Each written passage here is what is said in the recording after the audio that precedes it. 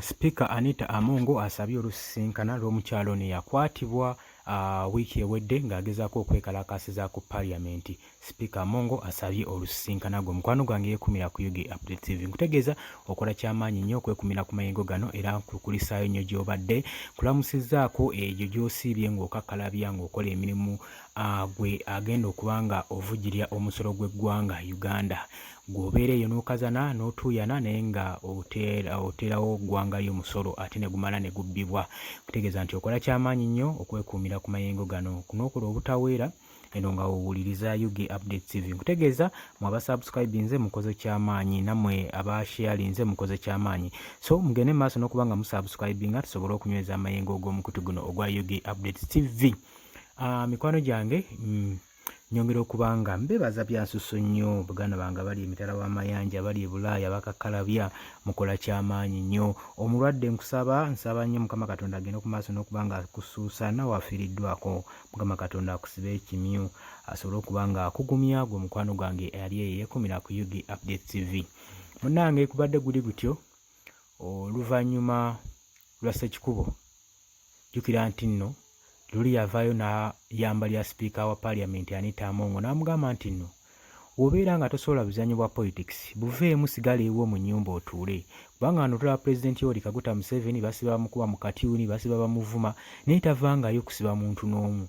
Ekyo olina okimanya nti nno bino buli party of politics buzanyo bwa politics era toba tobusobola sigala ewakaawo teri ajja kukunyigako n'ebyobufuzi byesonyiwe.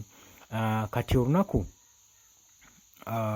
nnaku zino ziise Speaker Anita Amongo avuddeyo n'agamba ayagala kusinkana omukyalo ono amanyikiddwa nga Nansubuga Fatuma eyakwatibwa olunaku olwokusatu we bamusanga ku Parliament yakwatibwa ne poliisi wali ku Parliament ng'agezaako okwekalakaasa bamusanga akutte ebipande nga yeekalakaasa ng'aleekananyo ng'ayagala Speaker Anita Amongo alekulire aresigninge ave mu ofiisi oba emulemye okuddukanya. Ngagezaako n'okugamba nti nno ofiisi emulemye okuddukanya ate esusse n'obuli bw'enguzi. Awo omukyalo ono poliisi yamukwata n'emugalira ku kapoliisi post akamu okutegera yatwalira ku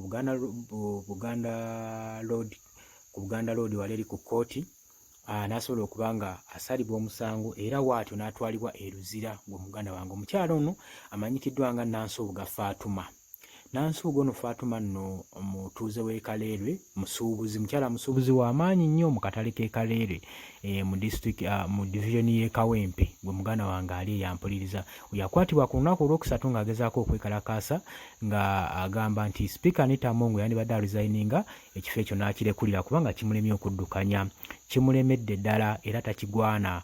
Era ono yakwata bw'omu namunigina n'ayolesa embavu n'ayolesa amaanyi n'ayolesa obuvumu n'alumba Parliament y'eggwanga olunaku tujjukira olunaku lwe baali banjiruza ekitereke budget y'eggwanga nga baddamu gyaloketingamu omukyalo ono we yeekalakaasiza nga security yonna eri gguliggulu wabula ye yavaayo n'agamba newankubadde mutusinga amaanyi naye temutusinga ddoboozi kutuuka wala era eddoboozi lye nkakasa nti yaliteekayo lyawulirwa wadde yakwatibwa n'asibibwa ng'era bulijjo enkola za gavumenti oyo yenna aba ayogera ku kimunyiga aba agenda kumalira luddawa Luzira.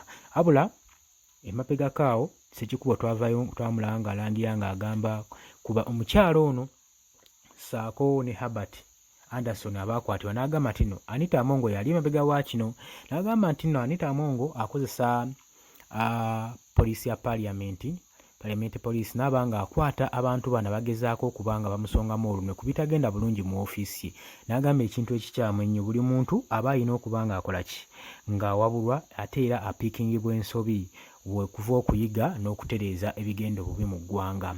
Kati olwaleero Speaker Anita Amongo avudde n'agayagala sinkana omukyalo oyo nkubanga agamba buvunaanyizibwa bwo okulaba omukyalo oyo kinsonga ki yali yeetaaga yali yagala okukoonako ddala bwali buvunaanyizibwa bwe nga ye Speaker Anita Amongo era ayagala asinkana ono omukyala amubuuze kiki bawabyemu muganda wange gwe ali eyo ampuliriza eyeekuumira ku UG Update TV kubanga omukyalo ono nkakasa yali munyiivu nnyo era okutuuka okukola ekikolwa ekyo omukyala kitegeeza kyali kimususseeko yali aziire ekintu kyali kimuziyiza kubanga ajjukira muganda wange okuvaamu obwomu n'olumba abasajja bano ng'omanyi ku ttima lyabwe n'engeri gye bayisaamu omuntu wa bulijjo.